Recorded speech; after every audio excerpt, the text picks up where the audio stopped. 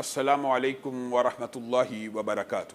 بسم اللہ الرحمن الرحیم۔ معزز سامعین گرامی قدر، میں ہوں آپ کا میزبان حافظ ہشام الہی ظہیر۔ پروگرام چھوٹا عمل بڑا ثواب میں ایک نئے موضوع کے ساتھ آپ کے حاضر خدمت ہوں۔ ہم نے گزشتہ پروگرامز کے اندر آپ کے سامنے یہ بات رکھی تھی کہ ذکر الہی عمل میں بہت چھوٹا ہے اور ثواب میں بہت زیادہ ہے۔ ذکر الہی کی بہت سی اقسام ہیں، ان میں سے ایک نہایت اہم قسم قرآن پاک ہے۔ یہ قرآن پاک پورے کا پورا اللہ ہی کا کلام ہے اور یہ ذکر الہی کی سب سے اعلیٰ اور افضل شکل ہے۔ بعض ساتھیوں کے ذہن میں یہ سوال آ سکتا ہے کہ نبی کریم صلی اللہ علیہ وسلم نے تو ارشاد فرمایا کہ افضل الذکری، بہترین اور افضل ترین ذکر لا الہ الا اللہ ہے۔ یہ بات یاد رکھنی چاہیے، لا الہ الا اللہ بھی قرآن پاک کی آیت کے اندر بھی موجود ہے، اور یہ جو افضل الذکر کی بات آتی ہے یہ قرآن پاک کے علاوہ بعض محدثین نے اس کا ذکر کیا ہے کہ قرآن پاک ہی کلام میں سب سے اعلیٰ ہوتا ہے، کیونکہ نبی کریم صلی اللہ علیہ وسلم کی واضح حدیث میں ارشاد ہے کہ قرآن پاک کو دیگر کلاموں کے اوپر فضیلت حاصل ہے، اور اس کی متعدد مثالیں دی گئی ہیں کہ جس طرح ستاروں کے اندر سے سورج کو فضیلت حاصل ہے، یا ستاروں کے اندر آسمان کے اوپر چاند کو فضیلت حاصل ہے، جس طرح کھانوں کے اندر سرید کو فضیلت حاصل ہے، تو کلام اللہ کا مقابلہ انسانی کلام نہیں کر سکتا۔ اور کلام اللہ کے بارے میں آپ صرف اس بات کے اوپر غور کیجئے کہ اللہ رب العزت صرف کن کہتے ہیں، ہو جا، یعنی کن دو حرف ہیں، ہو جا تو ہر چیز ہو جاتی ہے۔ زمین و آسمان کو اللہ رب العزت نے جتنی تخلیقات کی، کن کا وہ ہو گئیں۔ جو چیز کا اللہ رب العزت ارادہ فرمائیں، صرف یہ ارشاد کر دے کن، تو وہ ہو جاتا ہے۔ یہ بڑی عام فہم بات ہے۔ اگر اللہ رب العزت کے کن کہنے سے ہر چیز مارد وجود میں آ جاتی ہے، عدم سے وجود میں آ جاتی ہے، اور یاد رکھیے یہ بات بھی ذہن نشین ہونی چاہیے کہ تخلیق کی اصل ہے ہی یہ کہ کسی شے کو عدم سے وجود بخشا جائے۔ موجودات کو جمع کر کے کوئی چیز بنا لینا، اگرچہ ہم اس کو بھی ایجاد کہتے ہیں، لیکن موجود چیزوں کو آپس میں ترتیب دینا یہ تخلیق کی اصل نہیں ہے۔ تخلیق اصل میں ہے ہی یہ کہ کوئی چیز معدوم ہے، عدم ہے، اس کو عدم سے وجود بخشا جائے۔ تو اللہ رب العزت کن کے ذریعے عدم سے وجود بھی بخشتے ہیں۔ ہم نے اس بات کے اوپر غور کرنا ہے، صرف دو حرف ہوں اللہ کے تو ہر چیز تخلیق پا سکتی ہے۔ اسی بات کو اللہ رب العزت نے کلام حمید میں ایک جگہ پہ نہایت عمدگی سے بیان کیا ہے۔ وَلَوْ أَنَّ قُرْآنًا سُيِّرَتْ بِهِ الْجِبَالُ أَوْ قُطِّعَتْ بِهِ الْأَرْضُ أَوْ كُلِّمَ بِهِ الْمَوْتَى، اگر دنیا کے اندر کوئی کلام ایسا ہو کہ پہاڑ چلنا شروع کر دیں، مردے کلام کرنا شروع کر دیں، سُيِّرَتْ بِهِ الْجِبَالُ أَوْ قُطِّعَتْ بِهِ الْأَرْضُ، زمین پھٹ جائے، وہ کون سا کلام ہو سکتا ہے؟ وہ یقیناً یہی قرآن ہے۔ لیکن میں اور آپ اتنے غافل ہیں کہ قرآن پاک اتنی عظمت والا، اتنی بابرکت ہستی کا کلام تھا، اور اس امانت کو آپ جانتے ہیں مخلوقات نے اٹھانے سے انکار کیا، انسان نے اٹھا لیا، لیکن اس کو اٹھانے کے بعد اس امانت کا پاس نہیں رکھا۔ یہ اتنی عظمت والا کلام ہے۔ آپ کے سامنے یہ جو آیت رکھی ہے کہ اگر کوئی دنیا کے اندر کلام ہوتا جس سے مردے زندہ ہو جائیں تو وہ بھی اللہ رب العزت ہی کا کلام ہوتا۔ ہمیں دو حرف نہیں ملے، ہمیں قرآن پاک کی ہزاروں آیتیں مل گئی ہیں، لیکن میں اور آپ اس کی شرف، اس کے ثواب، اس کی قدر و منزلت سے واقف نہیں ہیں۔ چھوٹا عمل بڑا ثواب کے اندر یہ بات بھی آپ نے مد نظر رکھنی ہے کہ قرآن پاک کو مجرد پڑھنا، اس بات کا کیا مطلب ہے کہ صرف پڑھنا؟ بعض لوگوں نے یہ سمجھا ہے، چونکہ یہ بات بھی ویسے اچھی ہے کہ قرآن فہمی ہونی چاہیے، قرآن کو سمجھنا چاہیے۔ قرآن بیسیکلی غور و فکر کے لیے نازل ہوا ہے، قرآن کتاب ہدایت ہی ہے، قرآن کتاب نور ہی ہے، قرآن کتاب شفا بھی ہے، لیکن کیا قرآن ثواب کی کتاب نہیں ہے؟ ثواب کی کتاب بھی ہے۔ اس بات کو ہم آگے چل کے واضح کریں گے، لیکن یہاں پہ جو معاشرے کا المیہ بات آئی ہے تو آپ کے سامنے رکھنا چاہتا ہوں۔ یہ قرآن زندہ لوگوں کی ہدایت کے لیے آیا تھا۔ یہ قرآن زندہ لوگوں کو نور، روشنی، رستے عمل کرنے کے لیے آیا۔ ہم نے اس کتاب کے ساتھ صرف مردے بخشوانے کا کام لیا۔ ہم اس کتاب کو کہاں استعمال کرتے ہیں؟ زندہ لوگوں کے لیے جو کلام اترا اس سے مردہ بخشوایا جا رہا ہے۔ زندہ لوگوں کے لیے جو کلام اترا وہ رخصتی کے وقت غلاف میں ڈھام کر نکالا جاتا ہے، ایک عرصہ گزر جائے، قرآن پاک گھروں کی الماریوں کے اندر پڑے ہوتے ہیں، معاذ اللہ کہتے وقت بھی دل دکھتا ہے کہ ان کے اوپر گرد پڑی ہوتی ہے، عرصہ بیت جاتا ہے، ہم قرآن پاک کو نہیں کھولتے۔ اور یہ بھی ایک عجیب بات ہے، حقیقت میں قرآن ہے کتاب ہدایت، لیکن ہمارے ہاں بعض لوگوں نے اس کو بھی پاپائیت کی نظر کر دیا، اجارہ داری کا سسٹم بنا دیا۔ کیسے؟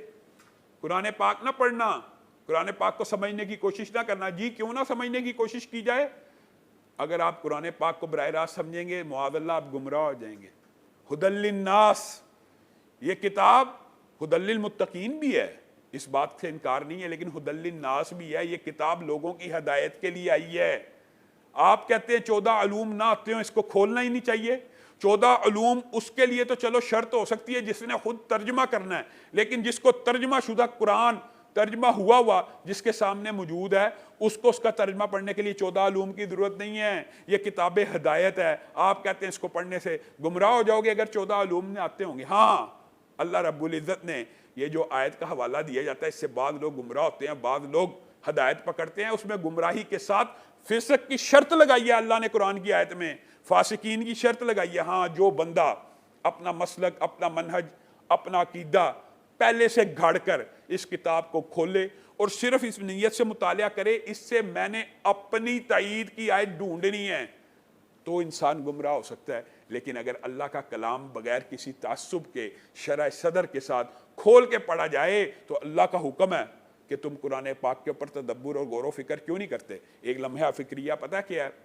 آپ کا کوئی بچہ، مثال سے سمجھانا چاہتا ہوں، اللہ رب العزت کے ساتھ مثال نہیں دینی چاہیے، لیکن ایک عام فہم بات آپ کے سامنے کرنا چاہتا ہوں۔ آپ کا بچہ سعودیہ گیا ہے، برطانیہ گیا، یورپ گیا، آپ کو خط لکھتا ہے، وہ چاہے اردو زبان میں نہ بھی ہو، انگلش میں ہو یا عربی میں ہو، خط آ جائے گا نا۔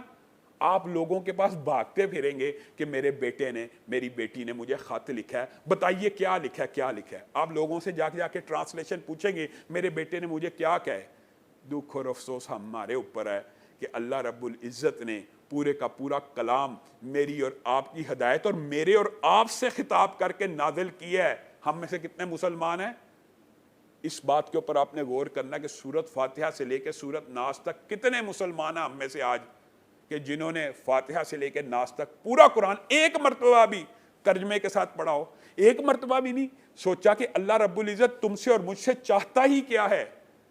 اور ایک بات یہ بھی یاد رکھیے، یہ کتاب ہدایت ہونے کے ساتھ ساتھ کتاب شفا بھی ہے۔ وَنُنَزِّلُ مِنَ الْقُرْآنِ مَا هُوَ شِفَاءٌ وَرَحْمَةٌ لِّلْمُؤْمِنِينَ، یہ کتاب بندہ مومن کے لیے شفا کے حصول کا سبب بھی ہے۔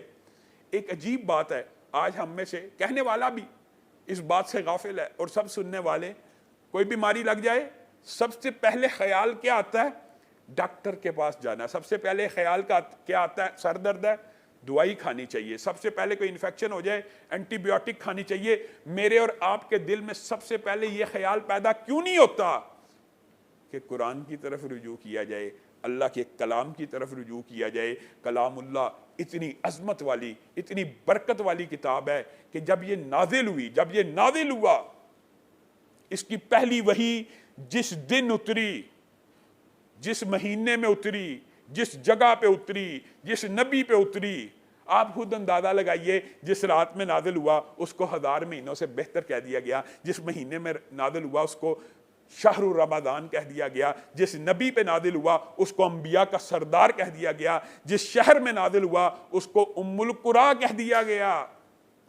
یہ قرآن ہے جس کی وجہ سے قوموں کو عروج ملتا ہے، اور یہ قرآن پاک میں بھی بات ہے کہ یہ قرآن کل قیامت کے دن اللہ رب العزت کی بارگاہ میں آ کے گلہ کرے گا، شکوہ کرے گا کہ اس قوم نے مجھے پس پشت ڈال دیا تھا۔ یہ قرآن گلہ کرے گا، اللہ کا کلام گلہ کرے گا، اور اللہ کا حق ہے۔ اور یہ بھی بات یاد رکھیے کہ یہ جو کلام اللہ ہے نا، یہ اللہ رب العزت کی صفت ہے، مخلوق نہیں ہے۔ مخلوق تخلیق شدہ ہوتی ہے اور کلام اللہ رب العزت کی صفت ہے۔ قرآن پاک ایک ایسی کتاب ہے کہ جس دن نازل ہوئی، اقرا کے ساتھ نازل ہوئی، اور یہ انسانی تاریخ کا وہ عظیم الشان لمحہ ہے کہ آسمان سے اللہ رب العزت نے مخلوقات میں سے اپنے ایک محبوب بندے کے ساتھ کلام کرنے کی ابتدا کی، اور ہم نے لیکن اس بات کی قدر نہیں کی، اور ہم نے اللہ رب العزت کے کلمات کو سمجھا نہیں ہے۔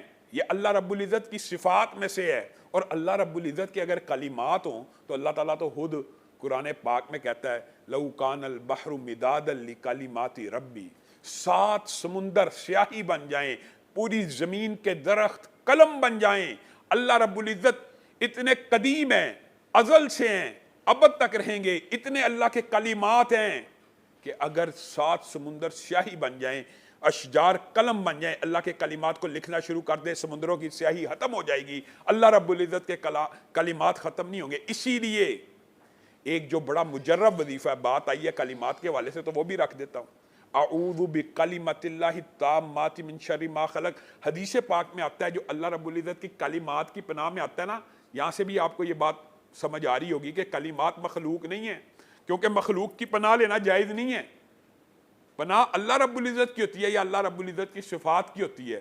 تو اعوذ بکلمات اللہ التامات من شر ما خلق جو بندہ 3 مرتبہ پڑھتا ہے اس کو کوئی چیز نقصان نہیں پہنچا سکتی جب تک وہ جگہ چھوڑ نہ دے۔ یہ حدیث صحیح ہے، یہ بڑی عام فہم بات ہے، اس کو سمجھنے کی ضرورت ہے۔ آپ اور میں اگر اپنی زندگی کے اندر اس کلیے کو اپلائی کر دیں نا، ہم گھر سے نکلے ہیں 3 مرتبہ اعوذ بکلمات اللہ پڑھی ہے، گھر میں داخل ہوئے ہیں 3 مرتبہ پڑھا ہے، تو انشاءاللہ زمین و آسمان کی کوئی مخلوق آپ کو کوئی نقصان نہیں پہنچا سکتی۔ آگے چلیے، یہ جو کلام اللہ ہے نازل تو اور طرح ہوا آپ کے سامنے ہے کہ اقرا سے اس کی وحی کا نزول ہوا، لیکن اس کی ترتیب نبی کریم صلی اللہ علیہ وسلم نے لگائی، اور نبی کریم صلی اللہ علیہ وسلم کو اللہ نے سمجھائی، جبریل امین کے ذریعے جبریل امین نے نبی کریم صلی اللہ علیہ وسلم کے ساتھ دور کیا۔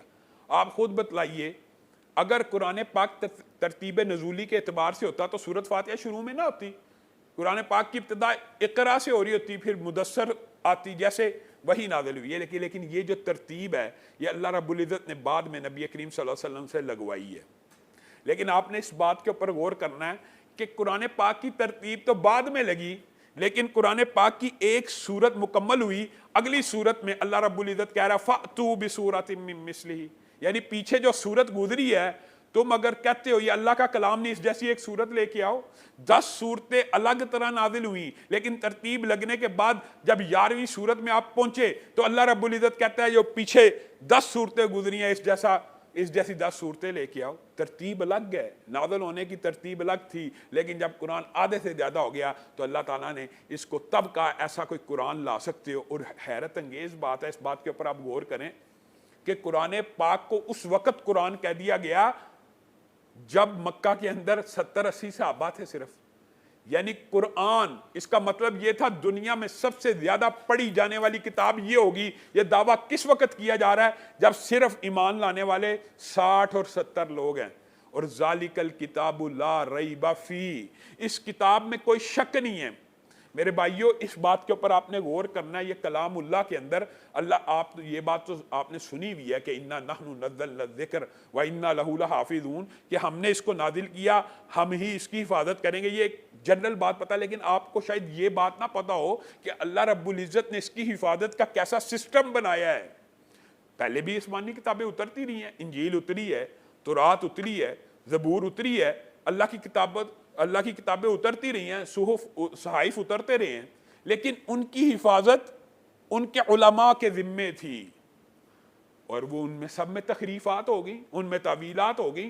اس کتاب کی حفاظت اللہ رب العزت نے اپنے ذمے لی۔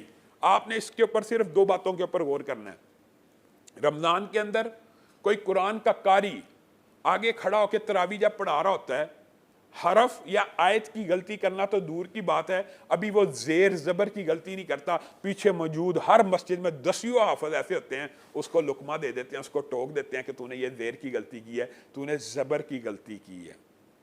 یہ بتائیے یہ حفاظت کا کیسا سسٹم ہے؟ اور حفاظت کے سسٹم کے اوپر اگر آپ غور کریں کہ دنیا کے اندر جتنی زبانیں ہیں، انگلش کو دیکھ لیجئے، فارسی کو موجودہ عصر حاضر میں جو ترقی یافتہ جن کو آپ زبانیں کہتے ہیں، صرف 200 سال قبل کی انگلش آج کی انگلش سے مختلف ہے۔ اس کا انداز، اس کا ردم، آج سے 200-300 سال قبل کا انگلش لٹریچر آپ پڑھنا شروع کریں، بہت سے الفاظ ایسے ہیں آپ کہیں گے یہ کون سا لفظ ہے، لیکن عربی زبان 1400 سال قبل جس زبان میں قرآن پاک نازل ہوا، قرآن پاک کا میرا یہ دعویٰ ہے اور علماء اسلام کا یہ دعویٰ ہے، ایک حرف قرآن پاک میں ایسا موجود نہیں ہے، ایک لفظ ایسا موجود نہیں ہے، 1400 سال پہلے کی کتاب ہے نا، آج کی عربی میں بھی جو استعمال نہ ہوتا ہو، کوئی زبان میں بھی تغیر نہیں آیا۔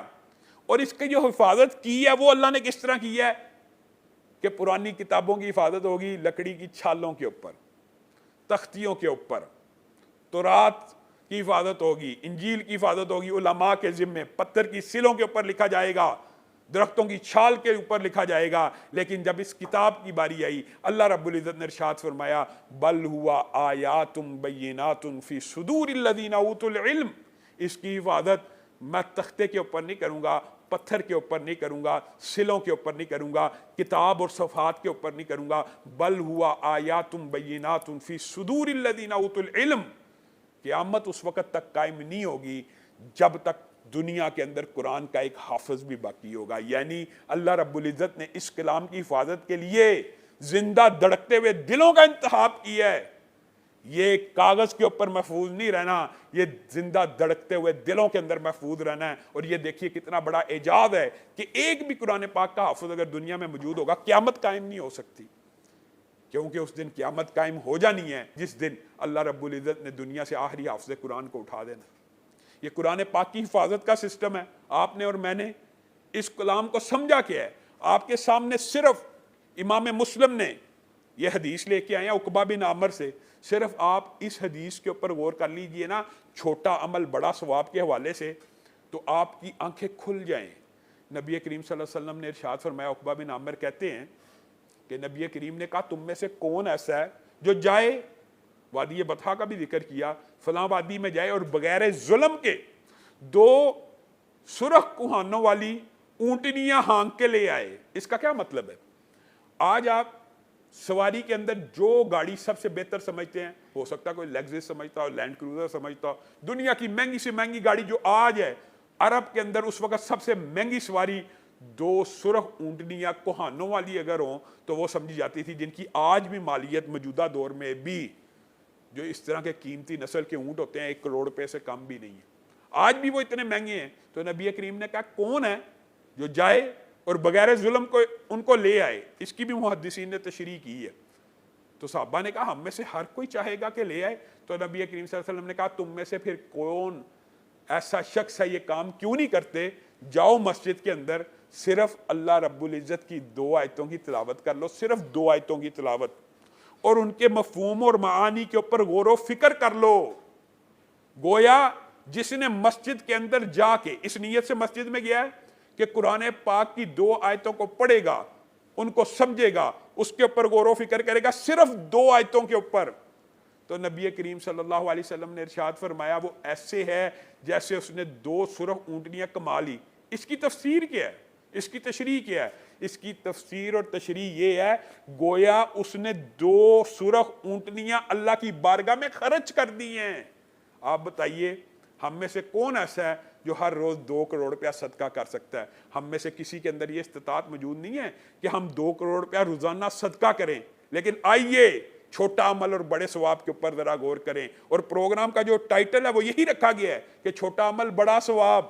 کس طرح ملے گا؟ جائیے مسجد، اٹھیے آج ہی سے اپنی زندگی کے اندر اس عمل کو شامل کر لیجئے، مسجد جائیے، صرف 2 آیتوں کی تلاوت کیجئے، قاری سے اچھی طرح تجوید کے ساتھ پڑھیے، اس سے اس کا ترجمہ سیکھ لیجئے، گویا ایسا ہوگا کہ آپ نے اللہ رب العزت کی بارگاہ میں 2 کروڑ روپیہ روزانہ انفاق کر دیا، خرچ کر دیا۔ اللہ رب العزت جو کہا گیا ہے، جو سنا گیا ہے، اس کو سمجھنے کی اور اس کے اوپر عمل پیرا ہونے کی توفیق عنایت فرمائے۔ پروگرام چھوٹا عمل بڑا ثواب میں یہاں ہم لیتے ہیں آپ سے اجازت۔ انشاءاللہ کل اسی پروگرام کے حوالے سے چند گزارشات آپ کی خدمت میں عرض کریں گے۔ السلام علیکم ورحمۃ اللہ وبرکاتہ۔